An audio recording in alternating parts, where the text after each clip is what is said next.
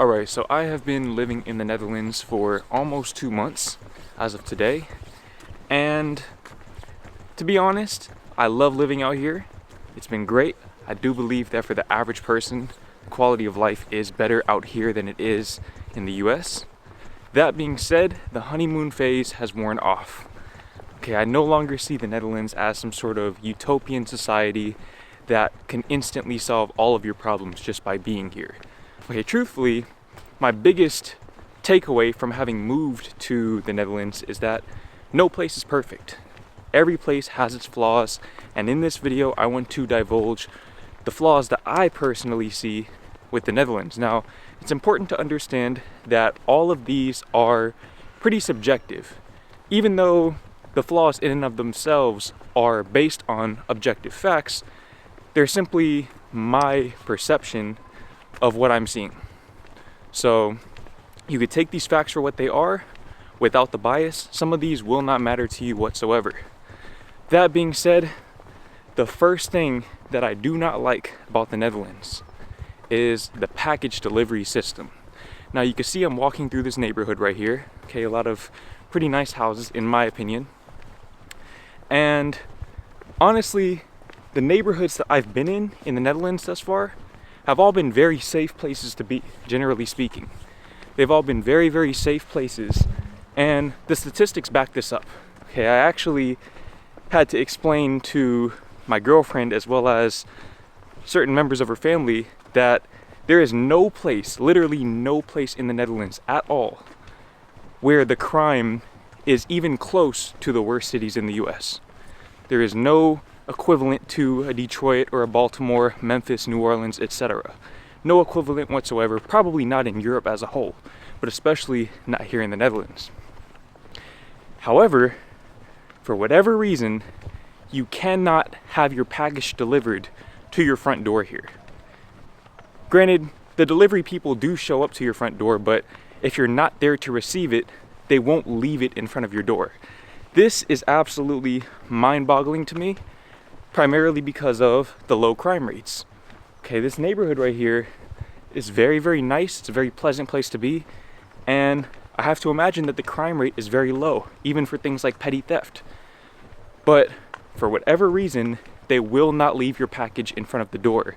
And as an American, this is a very big culture shock because I'm used to the convenience of being able to receive a package even when you're not at home.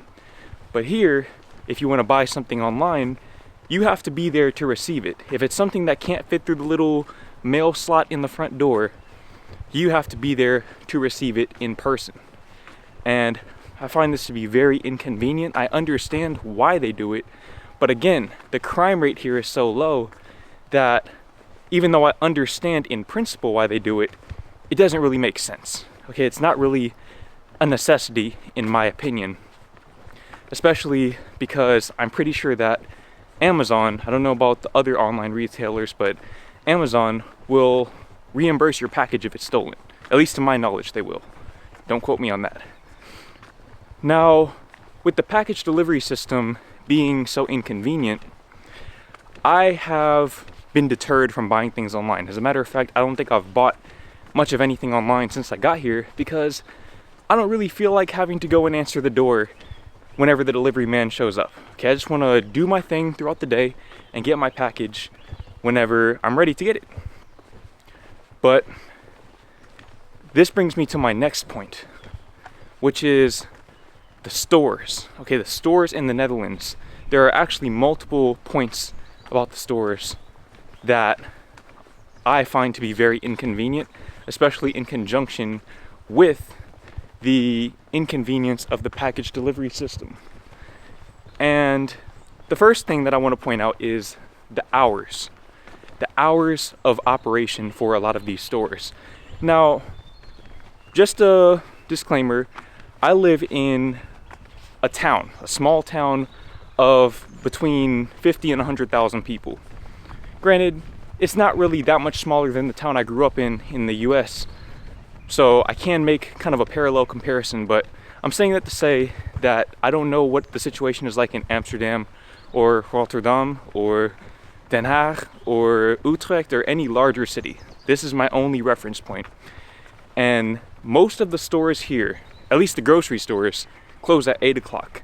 Now, this is pretty reasonable, I would say, compared to Spain, for example, where, if I recall correctly, there was a market where it would close at 3 p.m. on a weekday. It didn't make any sense to me. But here, most of the grocery stores close at 8 p.m. I consider this to be a minor inconvenience compared to the US, where obviously you can go to Walmart at 10:30 and go get your groceries. Actually, before COVID, Walmart was 24 hours, and I did used to make use of that. But it's not really so much the grocery stores, though I will touch on a point about the grocery stores here in a second. It's more the general retail stores. I'm gonna give you an example. About a month ago, my girlfriend and I decided to go to H&M. We wanted to go shopping together. It was a Saturday. We had accomplished all of our tasks for the week. We figured we'll go on a little shopping date, if you will. Come to find out, H&M, let me actually stop walking so I can tell you this. H&M closed at 5 p.m. on a Saturday. And it wasn't a one-time thing, okay? It wasn't for a holiday. It wasn't for any sort of special occasion. They literally just decided to close at 5 p.m. They're open from 12 to 5 every single Saturday. Okay, this absolutely blew my mind. Now, on one hand, I do see how this could be very beneficial for the employees. As a matter of fact, I used to work at H&M, and I know that if H&M had been open from 12 to 5 on Saturdays when I was working there, at the one that I worked at, I would have been over the moon. But from the standpoint of somebody who's actually trying to buy something, from the standpoint of the customers, this is very inconvenient. Now, I suspect that most people here in the Netherlands get around this by simply waking up earlier. This is more of a me thing, and this is what I meant by these flaws are largely subjective. Me personally, I tend to be a night owl. I like to stay up late at night, wake up whenever my body decides to wake me up, and from there, I go on about my day. It's not uncommon for me to wake up at 1 or 2 p.m. and then start my day and then maybe leave at, I don't know, 6 or 7 p.m. to go do whatever it is I need to do, especially on a Saturday. This point right here, just this one flaw, will probably prevent my mom, at least, from ever moving here or ever visiting, because she loves shopping, especially on Saturdays, and they usually stay out until about 9-10 p.m. shopping. But here, it's just not possible. Now, I understand that maybe from a logistical standpoint, they might not receive the amount of foot traffic that they need to remain profitable being open for more than 5 hours on a Saturday. I get that. Okay, like I said, I live in a town, or here they would call it a large village. But if you're going to be open for 5 hours, why be open from 12 to 5 on a Saturday? Who's waking up at 9 a.m. on a Saturday to go shop at H&M at 12? It doesn't make sense to me. Maybe it makes sense to you if you're a morning person, but I'm not like you, okay? We're different in that regard. If you're a morning person, that is not something we have in common. I don't understand why they can't just be open from, let's say, 2 to 7. If I recall correctly, when I worked at H&M, those were the busiest hours on the weekends. 2 to 7. That would be a very efficient and convenient time frame to operate for the customers, for the employees. They would still get off early. Okay, we used to get out at maybe 10:30 or 11 on weekends, depending on who we had as the manager that day. But 2 to 7 seems like a nice middle ground for everybody. But until I buy a franchise, I can't be the one to change that. Now, back to the grocery stores. Another thing that I don't like about the Netherlands is the lack of variety. And really, this isn't just the grocery stores, this is stores in general. Maybe not clothing retailers, but stores in general seem to have less options. I'm gonna give you an example. You can see I have curly hair, and I do like to take care of my hair. About a month ago, or maybe 2 months ago, around the time that I first got here, I was looking for a more convenient way to do my hair every morning, because as you can imagine, it's pretty high maintenance. So I decided I'm gonna get a spray bottle and spray it with water every morning. I asked my girlfriend, where can we get a spray bottle here? Because in the US, you go to Walmart, you go to Target, you could probably get one at CVS. You can get a spray bottle just about anywhere, I feel like. But I asked her, where can you get a spray bottle? And she said, I don't know. And that's when it hit me that, oh, I am not in Kansas anymore. I'm not from Kansas, but I'm not in the US anymore. Okay, I am a long way from home, a very long way from Texas. Because the idea of having to go on a whole scavenger hunt to find a spray bottle is absolutely mind-blowing to me. It's absolutely mind-blowing, and lo and behold, we couldn't find one. We eventually ended up finding one. Her mom was kind enough to let me borrow one of hers, but I digress. We couldn't find a spray bottle. Something very simple, very cheap, but these sorts of things, these miscellaneous items, there's nowhere that you can go and expect wholeheartedly to find said item.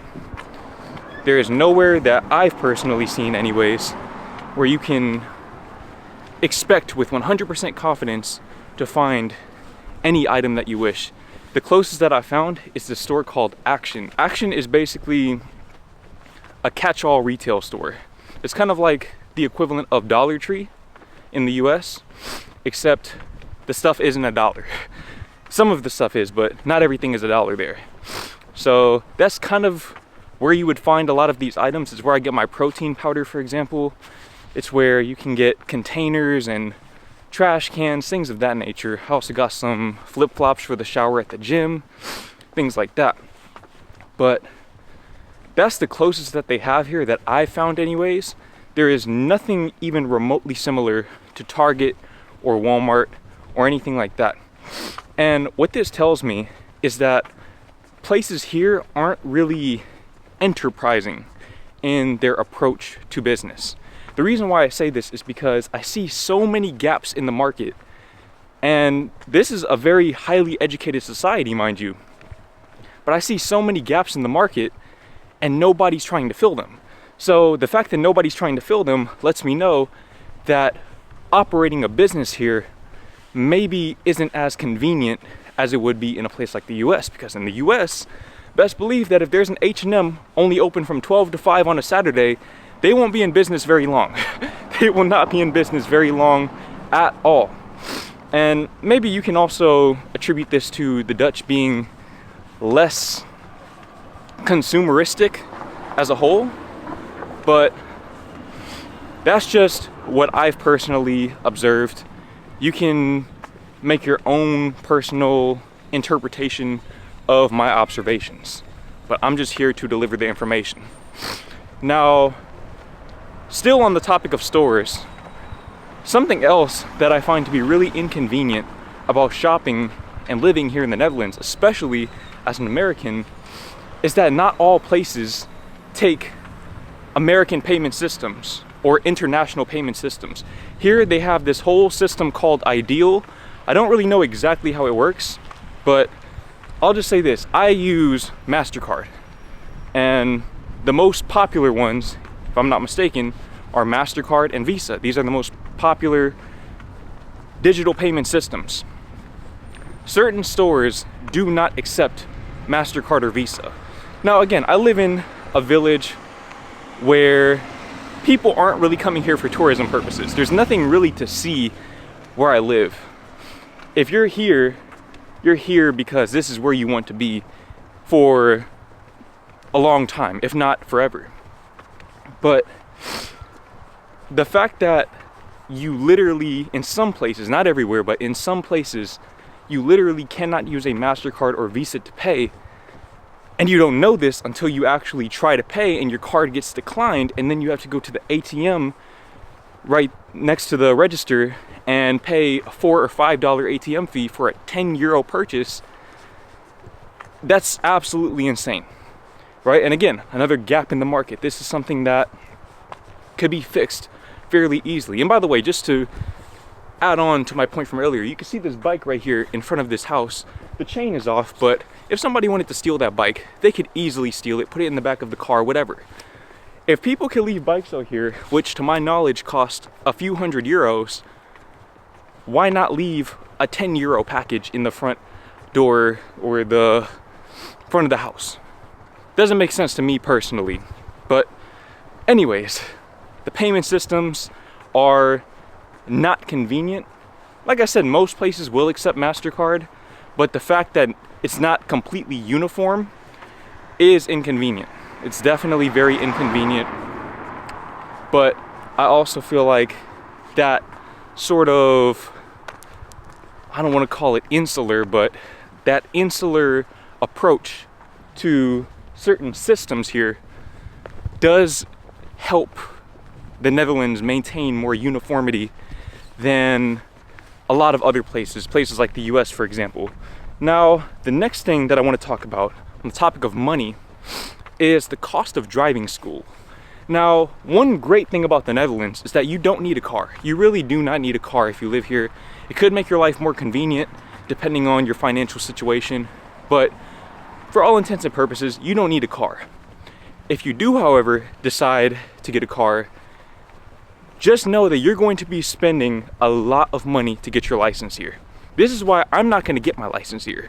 I am not going to do it. I'm not going to pay the amount that it takes to get your license, especially because the test is so difficult.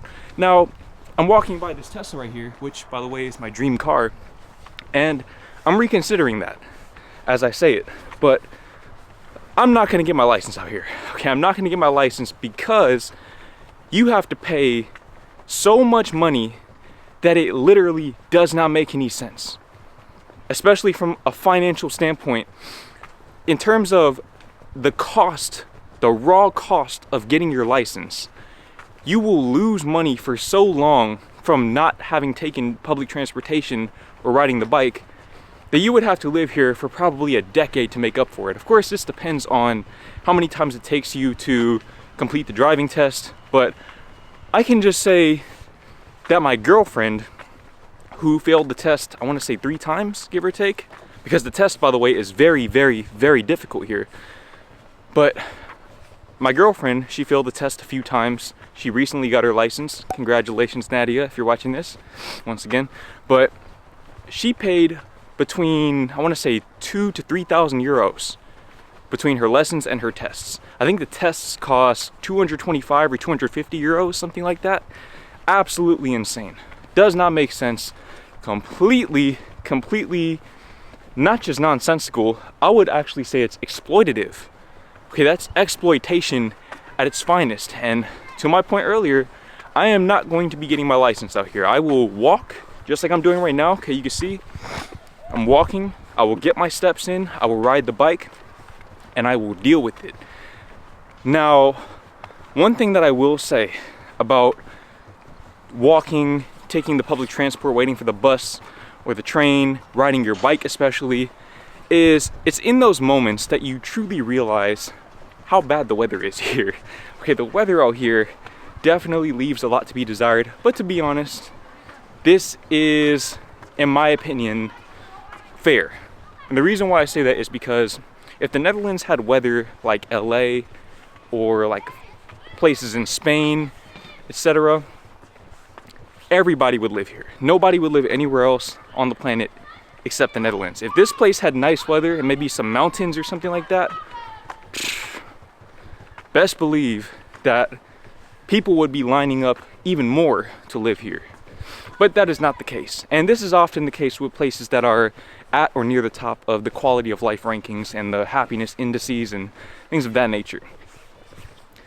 Generally, when places have bad weather, they have to compensate by being better places to live. And the Netherlands is a great example of that. The weather here leaves a lot to be desired, but it could be worse. As a matter of fact, I would take this cloudy weather, okay? You can see the clouds, not much sunlight. I will take this cloudy weather and having rain 3 times a week any day over 105, 110 degree summers in Texas. If you live in Texas, you know what I'm talking about. This past summer was a test of your resilience, and I failed, hence why I'm here in the Netherlands. The weather here leaves a lot to be desired. The wind in particular is very troubling, very demoralizing when you're riding a bike into the headwind. It makes you question everything that you thought you knew about life, everything you thought you knew about yourself, and your mental fortitude, especially when you're coming back from a workout where you've already worked out your legs and you're on the bike going into a headwind and it's 35 degrees outside and raining, and the rain is just hitting you in the face. You question everything you thought you knew about life. But again, I will take that 11 times out of 10 over Texas weather.